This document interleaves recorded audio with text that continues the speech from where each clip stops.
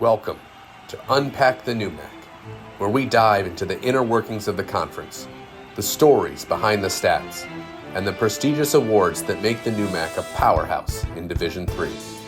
We'll celebrate the academic excellence of our student athletes, the incredible leadership of our coaches and administrators, and break down the path to becoming national champions. It's a lot to unpack, and we're here to do it. It's time to unpack the NEWMAC. Hello, everybody, and welcome to Unpack the NEWMAC. My name is Lindsay Colbert, and I am joined today by a quartet of national champions from MIT. We have head swimming and diving coach Meg French, head diving coach Gabe Bamforth. We have Rachel Loh and Kate Augustyn, two student athletes. Thank you so much for joining us today. Thanks for having us. Yeah, good to be here. Of course. So obviously, really an exciting year for you all. Came home with a national championship, which we will get to. But just to kind of start off, I want to get a little bit about your backstories. Obviously, Meg and Gabe, the coaches of the program, both have some NEWMAC background. So Meg, you were a swimmer at Springfield, won a couple of championships there. Can you talk a little bit about your journey to MIT? Yeah, of course. As you mentioned, I went to Springfield for my undergrad and graduate degrees. I was on the NEWMAC championship teams in 2009 and 2010. And then in 2011, MIT took over and never looked back. But my time at Springfield was really incredible. And I was lucky enough to be able to be the graduate assistant. So I was the assistant coach for 2 years and fell in love with coaching. You know, there I was pursuing my master's of social work and coaching. And then, upon graduation, felt like I was at a crossroads of, should I go the social work route or should I stay the coaching route and see what happens? And I chose coaching and moved out to Southern California to work at Pomona-Pitzer Colleges, which was a really pivotal point in my career. It was really amazing to live there and work with JP Gowdy, who also has some NEWMAC background. And then I came to MIT, and it's been 6 awesome years. Yeah. Certainly a very impressive resume. Gabe, you were at Wellesley College, came over to MIT. This is your first year this year. Can you talk a little bit about that transition as well? Yeah. So I started at Wellesley the 22-23 season, and I've been coaching age group before that. And it was a really good experience at Wellesley. I love the NEWMAC, really kind of tight-knit group of schools, especially on the diving side. I had been in contact with Meg kind of a couple times over the past couple years, and I wasn't really looking for a reason to leave Wellesley, but for a number of reasons, the MIT open position was just like a better fit for my life. And it was not an easy decision, but I think it was a good one. And the transition was pretty, I would say seamless. I was on good terms with the team Wellesley, and then Meg and the whole diving team, especially Rachel's leadership on the diving side at MIT, made it easy to come into the new program this year and kind of hit the ground running. So, yeah. Yeah, certainly. You mentioned obviously Rachel, one of your divers, certainly super talented diver. I think Rachel and Kate, you can I think we can all say that MIT is one of those destination schools. If you get into MIT, I don't think it's that tough of a decision, but can each of you kind of give us a little input into your decision as to how you ended up at MIT? Yeah, for me, I really wanted to double major in computer science and music, and MIT is just the perfect place for that. There's a great balance between STEM and humanities. And then the diving program, the swim and dive team is amazing. The pool, the facilities are awesome. And of course, the people. I felt like at home when I met them on Zoom. Yeah, I agree with what Rachel said about the people. I think everyone here was so welcoming. I wasn't super sure what I wanted to major in or what path I wanted to go down. But I was drawn to a lot of D3 schools during recruiting, just because of the academic and athletic balance that it offers. And when I got into MIT, it was, I mean, like you said, it's a destination school. I think it has so many incredible opportunities that it's kind of an easy choice. Well, you both certainly made the best of your careers. MIT has really been kind of like knocking on the door to that national championship since you guys have arrived. Last season, 5th place finish, at the time your best ever. Entering this season, were you thinking like this is the year? Did you have kind of an inclination that this was a chance to kind of win it all this year? Yeah, for sure. I think we start off the season pretty early on with a goal setting meeting, and our whole women's team got together. This was within like the first few weeks of practice, and one of our team goals, we said that we wanted to win the NCAA championship. So it was definitely something that we knew was possible and we were thinking about from the very start of the season. How about coaches? Was that on your mind? You kind of enter every season with the same mindset? Of course, I think we always enter the season with a process-oriented mindset because it's a long road, right? We start in September and NCAA's is in late March. So I think we always try to stay true to the process. The team was hungry for a trophy. Last year we got 5th. And that was the highest place the team had ever gotten, the most points we'd ever scored at the meet. And I remember people talking about a trophy, and like we knew it was possible and we knew some really great things were ahead of us. But we stayed true to like chipping away all year long. How about on the diving side, Gabe? Did you feel, obviously you have really talented seniors, but you have really talented underclassmen as well. How did you feel entering the season? Yeah, I think, as a brand new coach to the program, I was less focused on, I was process focused. So my goals for this year were, building relationships with the team, helping divers like improve and learn new dives and get better at their dives. So I think I wasn't thinking as much about nationals and our performance there for like the first half of the season, and started thinking more about it as it got closer. But I was really focused on the process, and again, just kind of establishing a relationship with the program and the divers up front.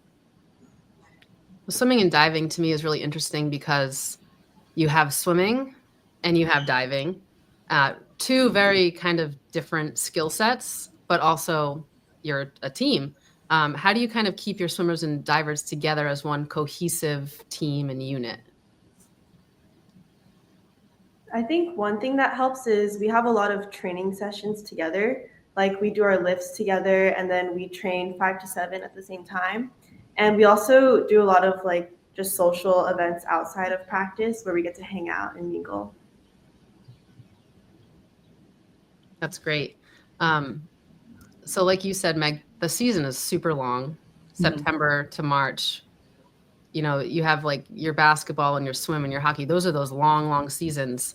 Can you think back over the course of the last few months to a meet or a moment where you were like, wow, like we're good. Like this season is special. Yeah.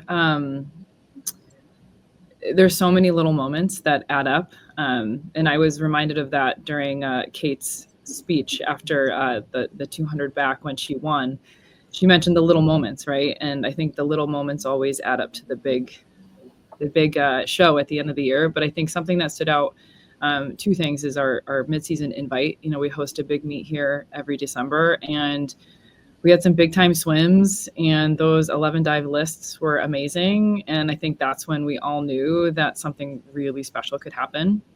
And I'll let Rachel and Kate talk a little bit more about the MIT, the dual meet with NYU and Williams in January. I think that was a pretty pivotal moment for us as well. Yeah, I agree. Going into that meet, we had a goal to win. Williams, their team had, I don't remember the exact number of years, but it was maybe 20, like a really long win streak where they had never lost a dual meet. And we really wanted to come out on top.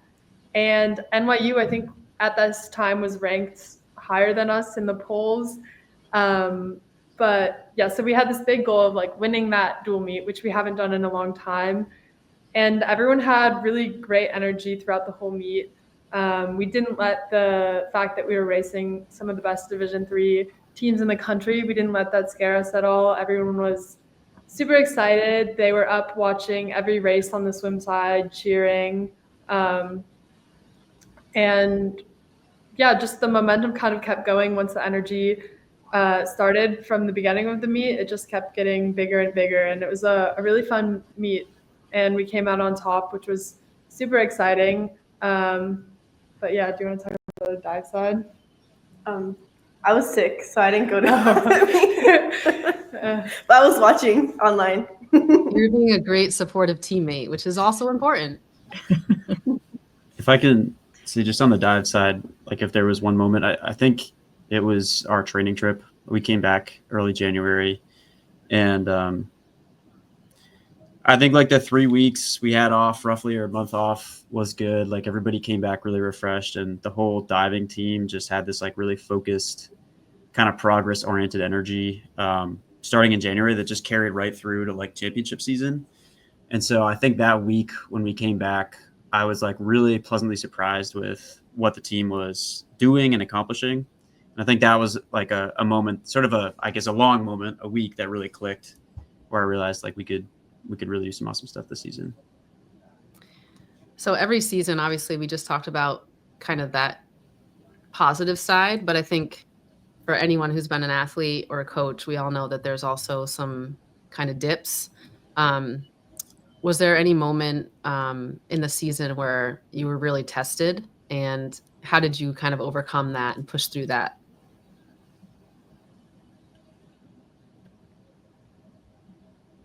I think IEP is kind of always a test. That's the month of January for us, and we have like doubles almost every day. It's cold, it's dark outside.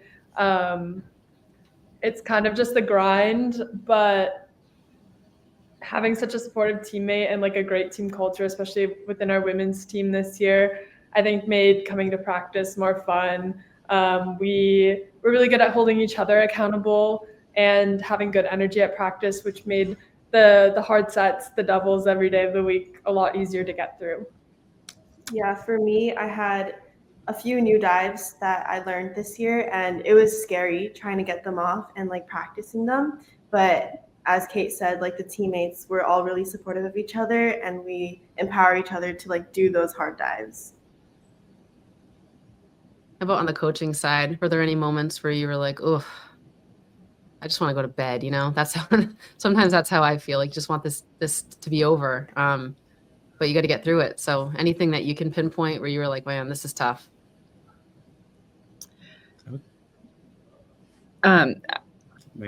I'll echo what Kate said about IEP. It's an independent activities period for us, so it's a J term that lasts very long. I wasn't actually here for it because I had a baby at the end of December, and so thank you. But I know how much work goes into that, you know, on the dive side, on the swim side. And it's worth it, you know, but the light at the end of the tunnel is pretty dim throughout that month because it's really hard. But I think that's where a lot of the work goes for the season. So I think that's always like a really hard part of the season to get through, even though like everybody knows it's worth it, you know, like I think once we hit that last week of IEP, it's like that light is so much brighter. But that's a moment in the season every year that's like, okay, let's go. So you just mentioned you had a baby at the end of December. So congratulations.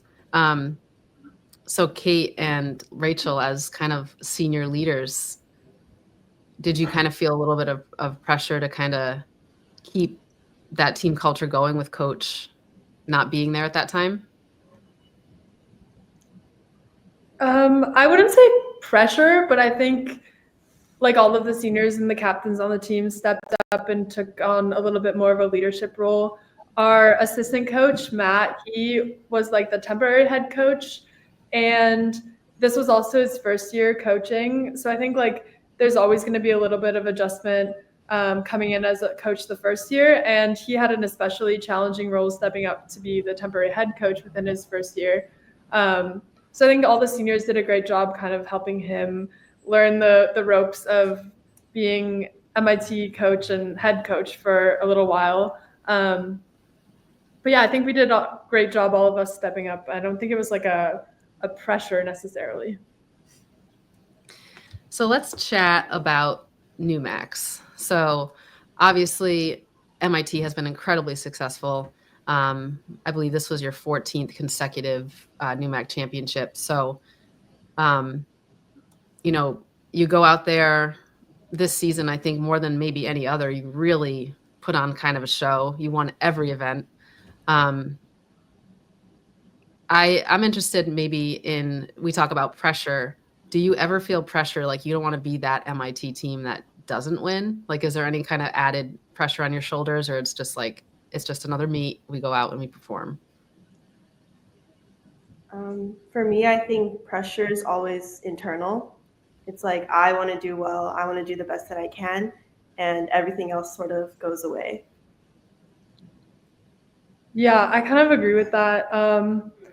I also think that, like, being a senior, I've gone to the NEWMAC meet so many times that at this point, I don't want to say it feels routine. It's still, like, I definitely still get nervous, and I definitely still want to do well for myself and for the team. But I think having a lot of experience helps you handle the pressure and the nerves that come along with big meets.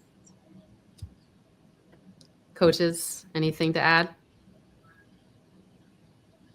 Yeah, I think, I mean, you know, it's interesting being back at the NEWMAC on the MIT side of things, where it's like, you know, there is this precedent of like winning, but I think similar to how Rachel expressed, like I was just,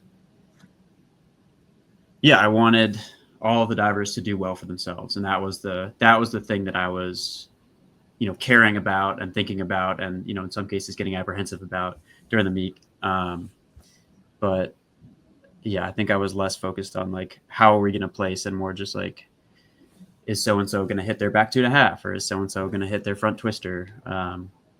That's kind of where my head was at. Yeah, again, not to be a broken record, but I think the process is really important, right? You can only control what you can do, what we can do as a team. So just taking it one day at a time. It's a long meet, right? 7 sessions. So we just try to be present and focus on having fun. We talk about, we have this saying that says the better the energy, the better the outcome.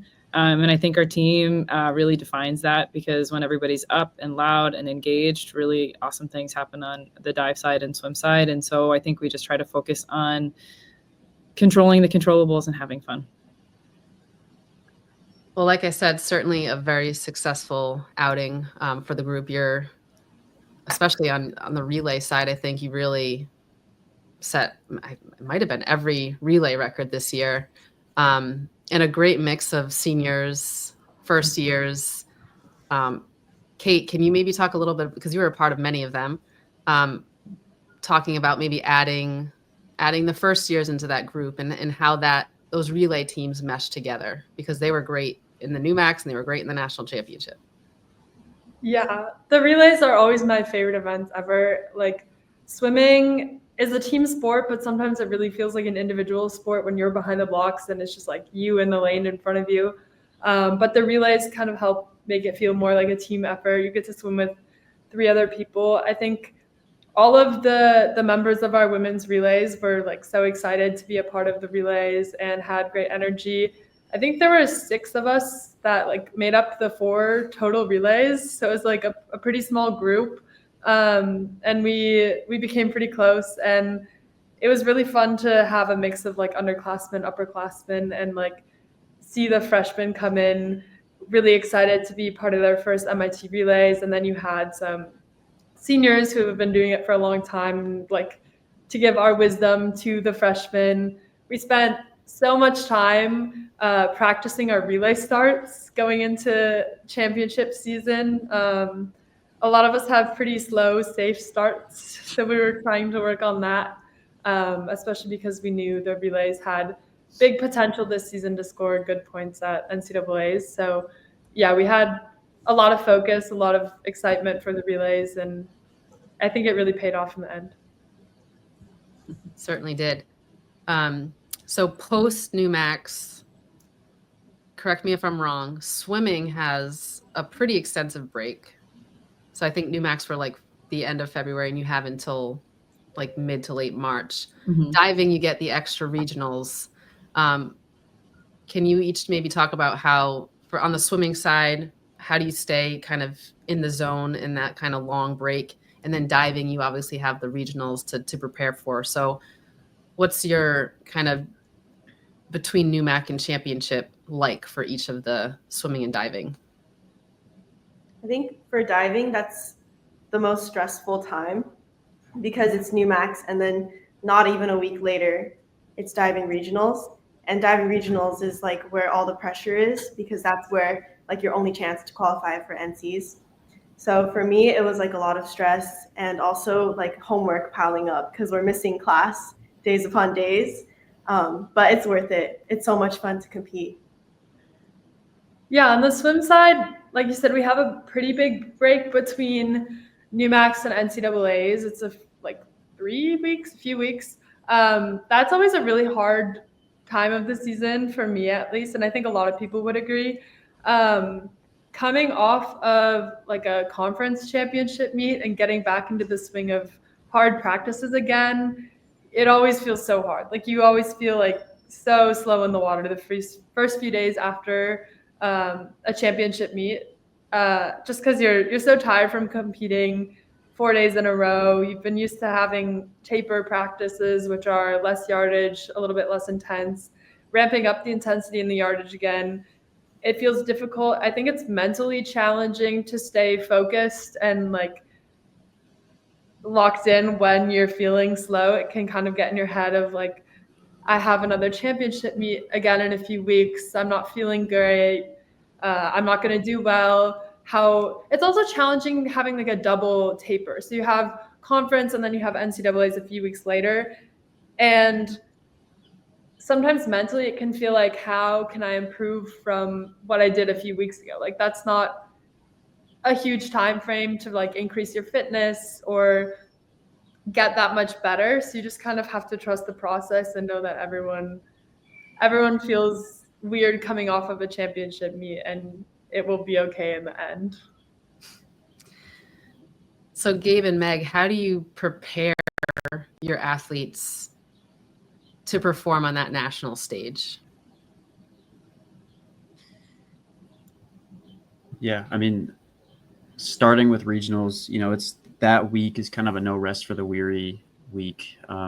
We give them the day out. We got home Sunday night really late, so no practice Monday, and then basically had 3 days of practices before regionals. So, I mean, it was just repetition that week. We were just doing our lists,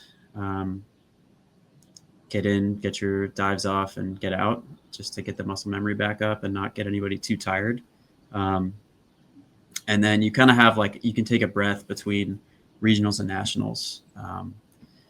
So for those, I think 2.5 weeks roughly,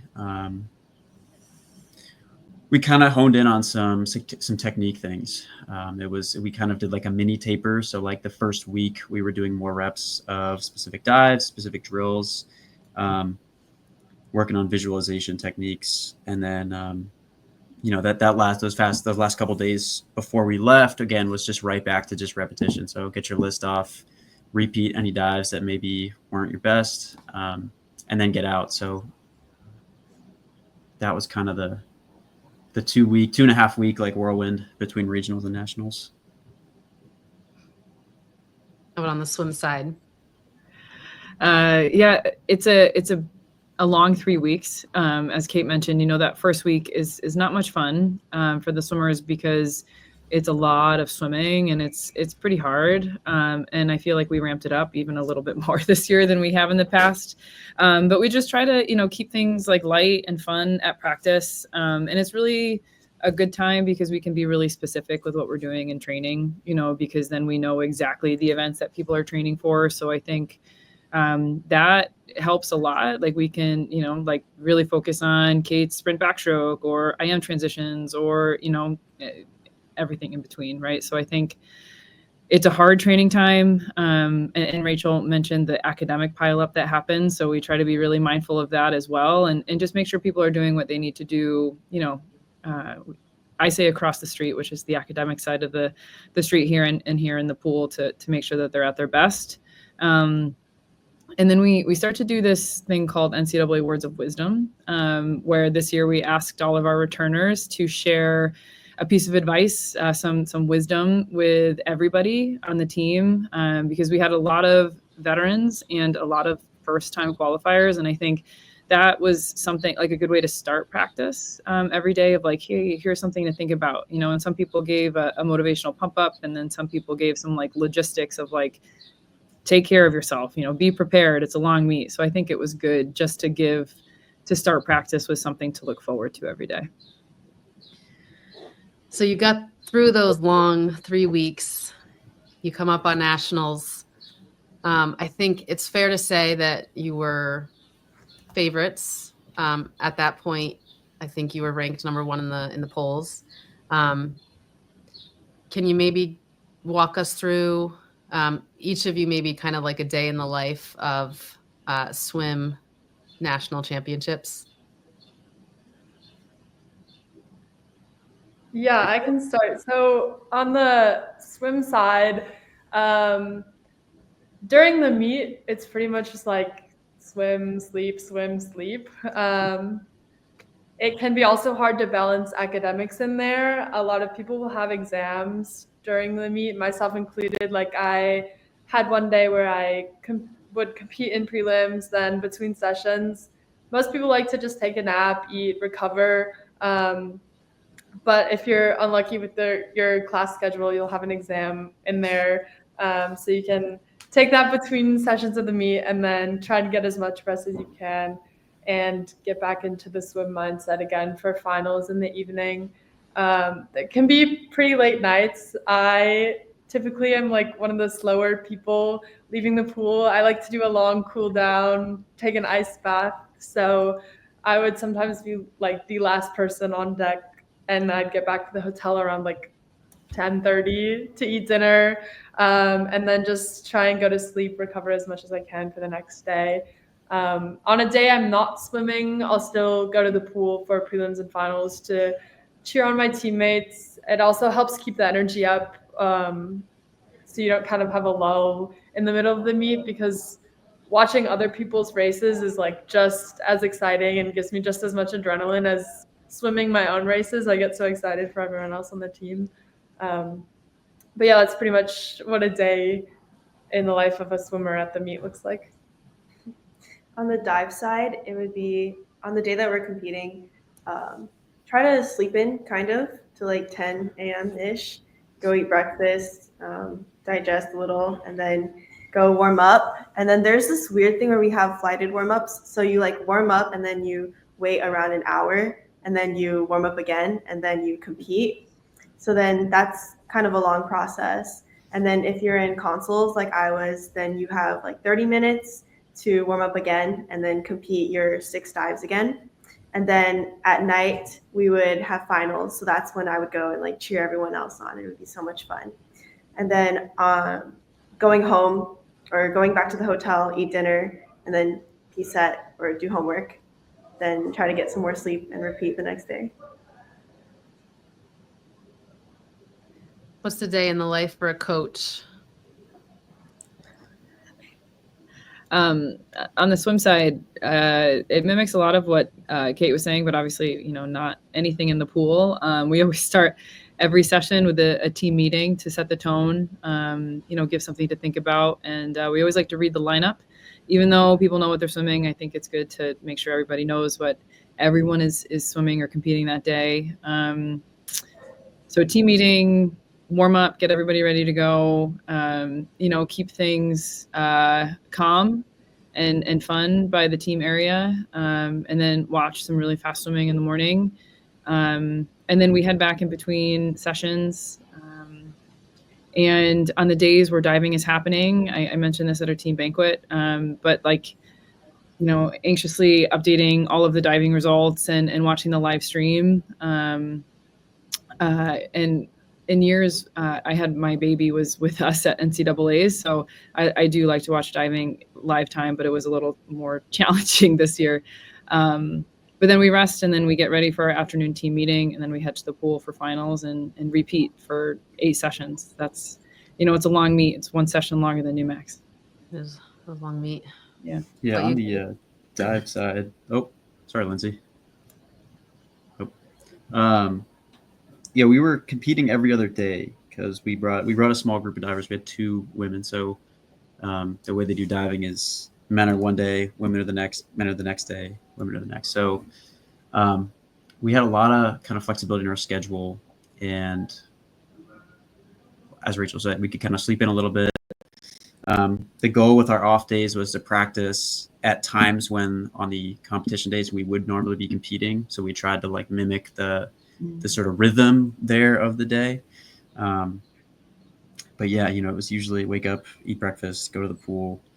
And if it was an off day, we had time, head back to the hotel or do homework or take a nap. And then we would always be back for finals, either to watch swimming events, or sometimes it was fun to watch the men's diving events. And otherwise it's competition days. Yeah, just exactly as Rachel said, kind of a long day, lots of in and out with the warm-ups. And then depending on what final you're in, you might have a couple hours in between prelims and finals, and you might have just 30 minutes. So yeah, depended. So Kate and Rachel, I think you touched on this a little bit, but I think swimming and diving is unique in that, you're not going out and you're playing a timed 2-hour game or something like that. There's days where you might not be swimming, or you might have a couple hours in between your events. I know, Kate, you said you like to watch everyone else, and that gives you kind of that adrenaline rush. But how do you stay, if you're swimming maybe the first or second event, and then maybe you're not swimming again until later? How do you kind of stay in that zone and mentally prepared to compete, even with those lengthy breaks? Or even, Rachel, you might compete 1 meter one day and 3 meter the next day, and you have to stay ready to go. I think for me, during championship meets especially, I get really, really nervous and also really excited. So I kind of have to focus more on like relaxing, calming myself down, rather than like trying to stay up and get excited. So yeah, and like I mentioned before, watching everyone else swim, cheering for them, watching everyone else get up on the podium, accept their trophies. It all just like adds to the energy and the excitement. And it's kind of hard when you're on deck at NCAAs, especially. It's really hard not to be present. Every team there is like cheering so loudly, so excited. So many races come down to like really close margins, and it's just really exciting to watch. So like everyone is present, everyone is constantly watching what is going on in the pool and on the boards. Yeah, I think the best way to make sure that you're energized for your next event is to probably get away from the pool. Like if you can go back to the hotel, take a nap, or listen to music and not think about your race, not think about your dives, I think that's the best way. So you showed up to nationals, I think, really performed very well throughout the sessions. NYU kind of giving you a run for your money there. You entered, I think, going into that final day of competition, you were second to NYU. Heading into that day, were you like, oh no, like we might not win this? Or were you really confident with the events and swimmers that you had going that last day that you kind of thought you had it in the bag? I think I wouldn't say I thought we had it in the bag. That makes it sound too easy. I think we were confident in our ability to win, but we knew we would have to put up some good performances. I And I feel like our whole women's team like really trusted each other and each other's performances. It's easy to kind of doubt yourself and get nervous about how you'll perform individually, but there's never been a moment where I doubted anyone on our team's ability to execute their own performances on the dives or the races in the pool. So I felt pretty confident that everyone was going to give it all they had for the last day, especially after prelims, seeing our lineup going into finals.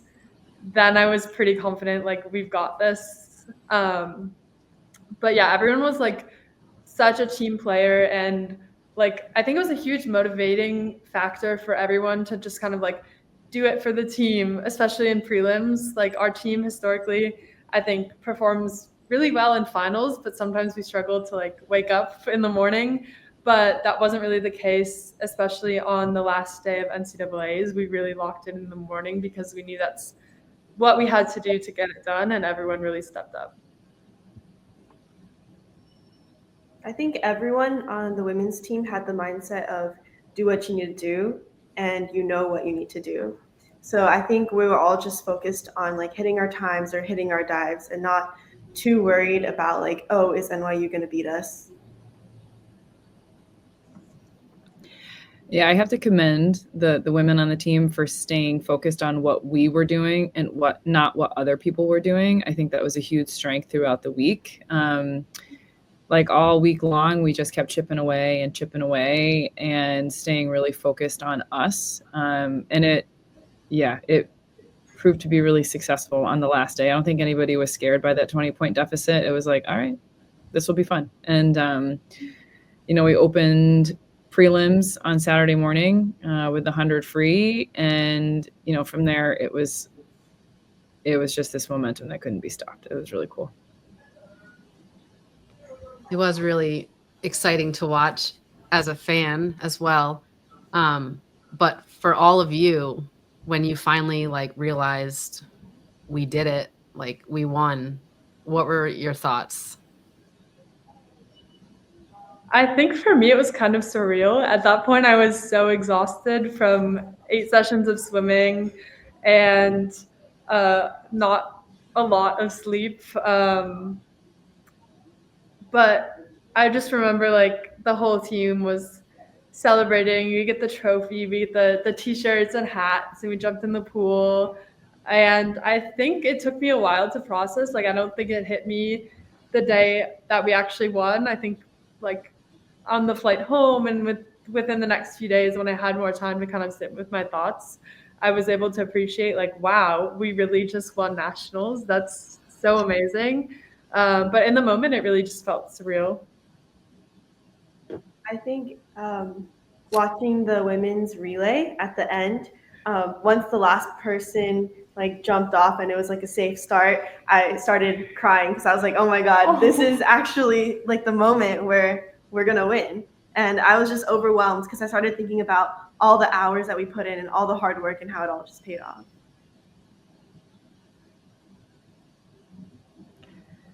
A moment that really stands out, like there's a lot of things that happen throughout the meet, and like sometimes Gabe is on the other side of the pool on the diving side, and there's a lot of times that like we all can't connect because everybody's like doing their own thing with the swims, the dives, and coaching.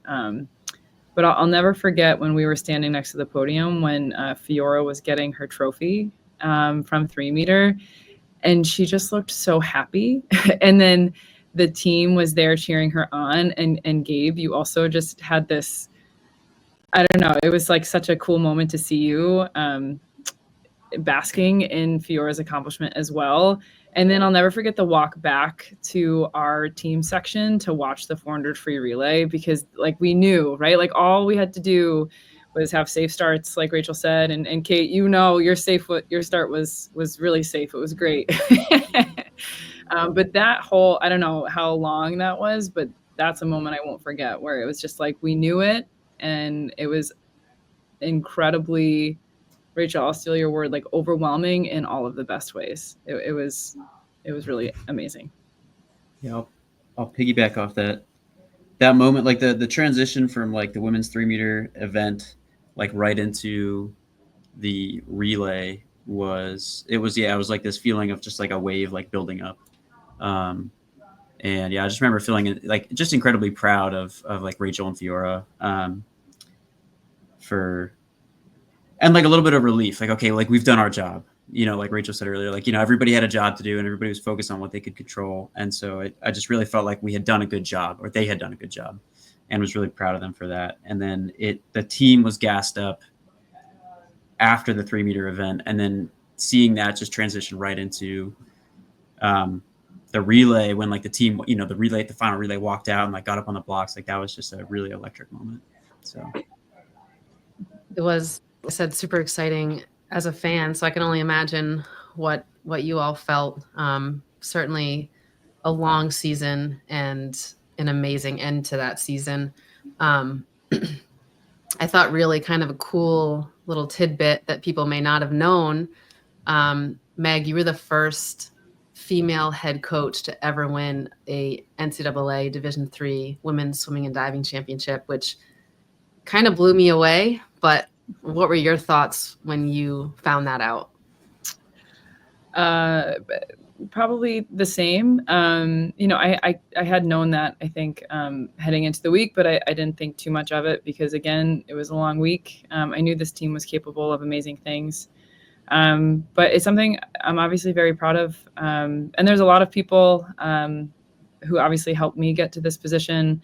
MIT has a history of really amazing women head coaches. I follow a long line of really successful coaches who paved the path. And so I just feel very proud to represent all of the women, who came before me. It's pretty awesome. Certainly something to be proud of. So amazing.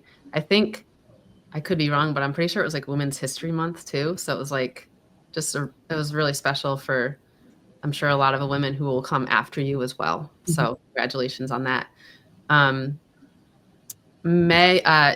Rachel and Kate, I know we chatted a little bit before we went live here. Both seniors.